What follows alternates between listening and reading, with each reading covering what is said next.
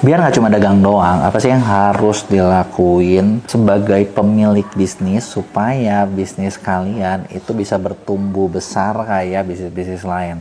Kalian pernah nggak sih perhatiin ya? Maksudnya gue suka lihat gitu kan, kayak ceritanya Samsung, ceritanya Starbucks, bahkan ceritanya McDonald. Mereka tuh berawal dari benar-benar bisnis yang kecil.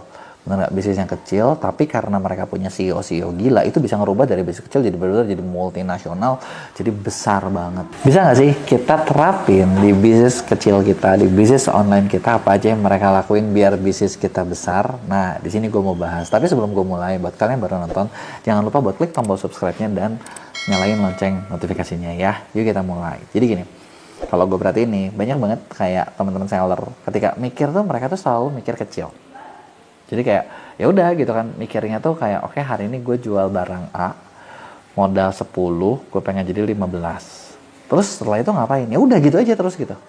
Dan kalau bisa tuh ya udah 10 15 10 15, dan kalau bisa ya udah gue dapat untung sekian. Terus udah gitu gue punya kehidupan seperti ini, gue ya udah seperti itu seterusnya gitu.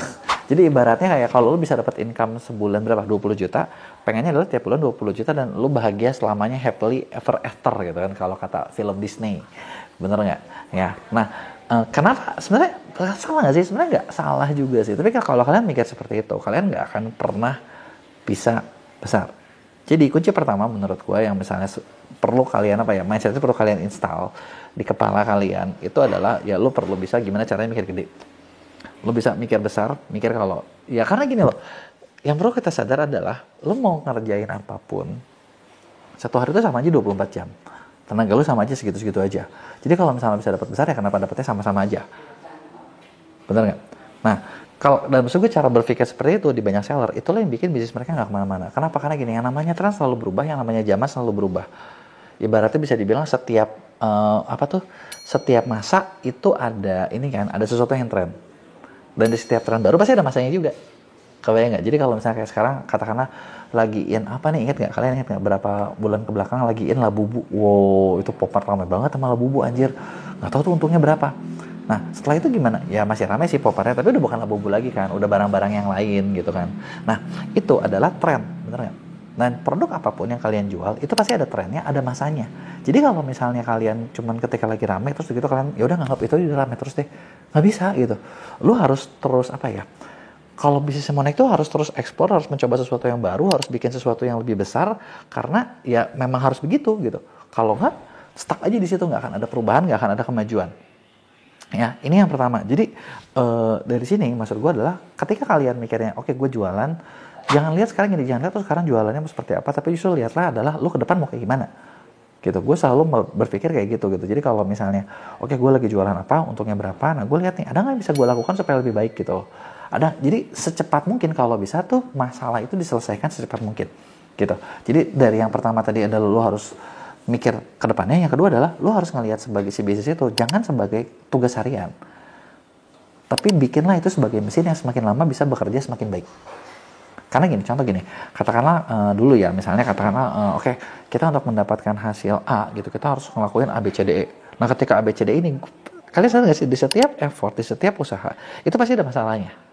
Contoh, sesimpel kayak gini, oke deh, gue jualan online, gue ibaratnya ini zaman gue dulu banget ya, jualan online, zaman dulu itu, lu cetak resi. Nah, resi itu zaman dulu belum ada printer thermal segala macam. Cetak di kertas, kertasnya kita tempel, kita sobek. Sekarang ada printer thermal, udah tinggal cepat. Itu udah mempercepat. Betul nggak? Nah, ada nggak cara-cara yang makin baik? Pasti banyak gitu sebenarnya cara-cara yang bikin segala sesuatu itu makin cepat gitu. Contoh gini, zaman dulu misalnya, gue inget banget ya zaman dulu, misalnya gue masih jualan sendiri gitu kan, gue yang packing. Bener nggak? Gue yang packing. Dan setiap hari gue mungkin kayak buang waktu kayak 2 jam atau 3 jam buat packing. Dan packing itu ngabisin waktu gue.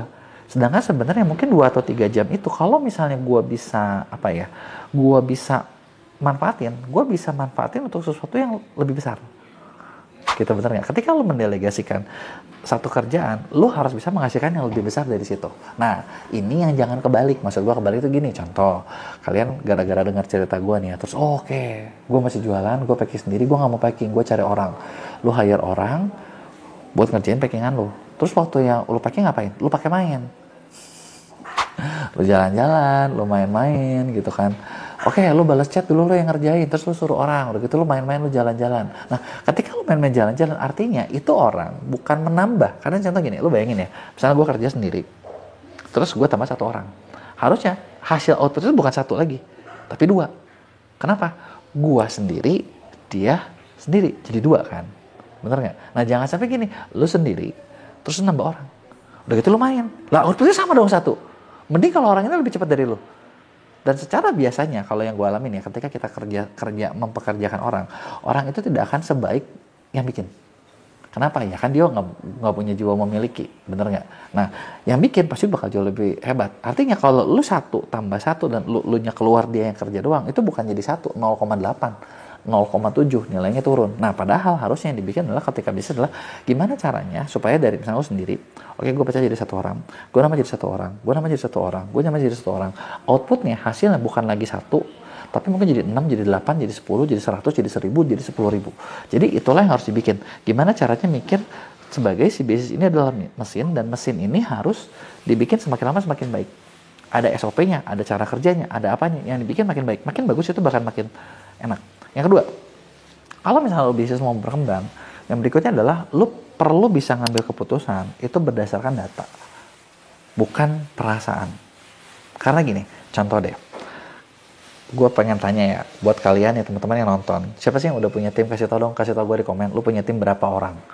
Gitu ya, gue mau kasih tahu satu hal yang mungkin apa ya, kayaknya nggak enak, tapi ya banyak orang suka ngerasain ini tabu sih, tapi menurut gue itu nggak tabu ya. Kadang gini nih, kita itu jujur sebagai pemilik usaha, lu nggak akan pernah bisa menilai kinerja tim lu dengan benar kalau lu nggak punya data. Kenapa? Karena yang namanya manusia itu kan, contoh gue kenal sama siapa, kita ngobrol sama semua tim. Kadang kan jadi ada hubungan kedekatan, bener nggak? Dan begitu ada kedekatan, itu tuh apa ya? Maksudnya kayak, bentar, ini orang kerja nggak bener, tapi ini orang baik. Nah, tapi gini, lu harus sadar, di awal, lu ngerekrut dia bukan gara-gara lu mencari orang baik.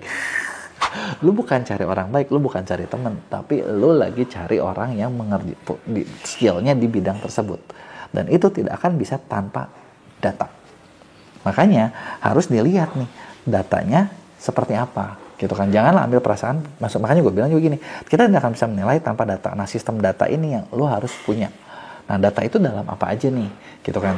Yang satu, data bisnis. Data bisnis, contoh gini, kalian jualan di online, Shopee, TikTok, whatever, gitu kan. Nah, ketika lu jualan di situ, ketika lu jualan di e-commerce, lu jualan nih, kan lu dapat hasil. Nah, tapi kan banyak effort. Dan online itu sebenarnya gini, kalau lo tahu caranya dengan benar, cuman kayak satu kali jetrek doang, itu omset lo bisa ngebut. Dan kalau omset lo ngebut, wah itu gampang banget di scale up-nya. Enak kan? Tapi kalau lo nggak ngerti, kalian nggak tahu nih harus ngapain, itu bisa jadi si bisnisnya nggak naik-naik. Sebel nggak sih kalau gitu? Nah, sebel kan? Nah, makanya data itu penting. Nah, cuman nggak banyak orang bisa ngolah data. Padahal kalau platform e-commerce itu ngasih data, itu nggak main-main, nggak kaleng-kaleng. Semua dikasih. Tinggal lu bisa nggak ngolahnya. Contoh ngolah kayak gimana nih? Pernah bikin satu video, ini yang kita kerjain di MEA, ini adalah yang paling dasar. Jadi dari sini kita bisa growing klien kita jauh lebih kencang. Jadi kalau misalnya kayak kalian penjualan online pengen lebih kencang, lu bisa klik di link di sini di deskripsi gua gitu kan.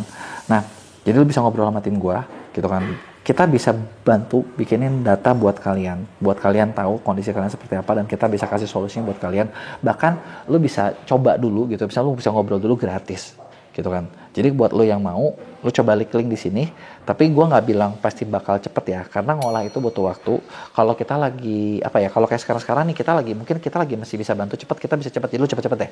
Tapi kalau misalnya nanti kita udah lagi rame, kita juga nggak bisa ngapa-ngapain ya. Lagian kan gratis ya, masa lo gratis nanti lo komen di ini komplain, wah gue udah ngontak nih tapi nggak ada yang balas segala macam. Ya maklum aja lah ya. Kan kita juga keterbatasan, oke? Tapi intinya adalah data. Misalnya, satu, data penjualan. Kedua, data kinerja dari tim. Kalau lo mau besar, lo harus punya tim, lo harus punya data kinerja, performance-nya seperti apa. Dan menilainya harus fair.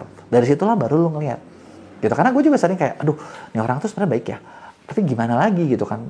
performanya kita nggak bisa, kita nggak cukup gitu loh. Nah itu dia ya. Yang berikutnya adalah lu harus ngerti gimana cara ngelola resiko, bukan takut sama resiko. Karena gini, yang namanya resiko di bisnis itu apa ya, resiko makin gede profit pasti makin gede, tapi ada tapinya nih. Tapinya apa? Resiko makin gede, profit makin gede, tapi ya ini semua lu harus kelola. Makanya harus ngerti nih cara ngelola dari resiko ini sendiri gitu. Si resikonya harus diapain gitu kan. Nah berikutnya adalah kalau misalnya bisnis lu mau besar, jangan pernah takut sama bintang 1, tapi jadiin itu pelajaran. Nah karena gini, gue masih banyak banget ketemu seller yang, aduh kenapa ya pembeli kok gini banget sih, ini gue udah kasih bagus loh, gue udah kelakuin semuanya loh, tapi kayak gini. Nah lu baca bintang 1-nya, bintang 2-nya, bintang 3-nya, kenapa, feedbacknya apa, kurangnya apa, apakah gini, bisa jadi gini, gara-gara satu hal sepele, ya misalnya lu salah target. Kenapa salah target? Cuman gara-gara misalnya contoh lu jual barang terus nulisnya barang premium, padahal barang lu barang murahan. Mending lu jujur, jangan tulis barang premium. Bener nggak? Barang murah ya barang murah aja gitu kan, sesimpel itu. Jadi lu nggak dapet review-review jelek yang ini, atau lu terlalu bombastis ketika ngejual. Deskripsinya sering banget tuh terlalu bombastis, terlalu bilang ini bagus banget padahal jelek gitu. Tapi ya fair ngomong gitu kan, kadang kan ada harga ada kualitas gitu, bener nggak? Nah itu dia nih. Nah itu jangan takut dengan itu, tapi jadiin pelajaran. Kalau lu ada salah, lu lihat salahnya di mana, benerin gitu kan. Dan poin terakhir ketika bisnis lo mau berkembang adalah lo harus bisa ya, sebagai misalnya sebagai ownernya, sebagai CEO-nya, lo harus bisa ngelihat dari helikopter view. Nah helikopter view itu apa sih? Karena gini, contoh semua atlet olahraga itu pasti punya pelatih, bener nggak? Kenapa? Karena yang namanya kita olahraga, kita nggak bisa ngelihat pakai helikopter view kan. Contoh lo main bola, lo lagi main olahraga, wah pokoknya gue nggak tahu gue salah apa bener gitu kan. Nah terus lu misalnya lagi main tenis, lu main badminton, lu main apapun, lu nggak bisa. Sedangkan, pelatih tuh ngelihat dari luar buat ngasih tahu perbaikan. Nah, sedangkan di bisnis nggak ada tuh yang kayak gitu, bener nggak? Makanya sebenarnya si CEO-nya harus punya apa ya? Lu mau bilang mata ketiga, helikopter view, whatever, harus bisa ngelihat dari luar, harus ngelihat dari keseluruhan. Oke, misalnya ini bisnis gua omsetnya bagus, tapi kenapa ya untungnya kurang? Nah, dicari nih kemana gitu kan? Karena yang mengerjakan, tim lo yang mengerjakan tidak akan bisa melihat. Gimana caranya ngelihat? Mereka lagi di lapangan tuh kalau lagi main bola tuh. Mereka lagi sibuk gitu kan, nggak bisa ngelihat. Kenapa ya? Gue sering banget temuin kayak tim gue tidak efektif dalam berbagai hal. Gue temukan alasannya kenapa, gue perbaiki, dan gue ketika mereka dilakuin, oh jadi lebih gampang kan? Nah, jadi lebih mudah kan? Nah, itulah yang harus dilakuin. Nah, cuman kalau lo nggak punya, misalnya gini, aduh kok gue boro-boro bisa kayak gitu, gue belum ngerti nih, gue baru mulai. Nah disitulah minimal lu nggak bisa helikopter view, lu butuh pelatih, ya kan? Lu butuh pelatih gitu. Nah buat pelatih itu sebenarnya lu butuh tim konsultan. Gue lagi bikin satu perusahaan konsultan namanya Ordal, di mana di sini kita udah siapin tim konsultan buat ngebedahin bisnis kalian seperti apa, dari luarnya seperti apa.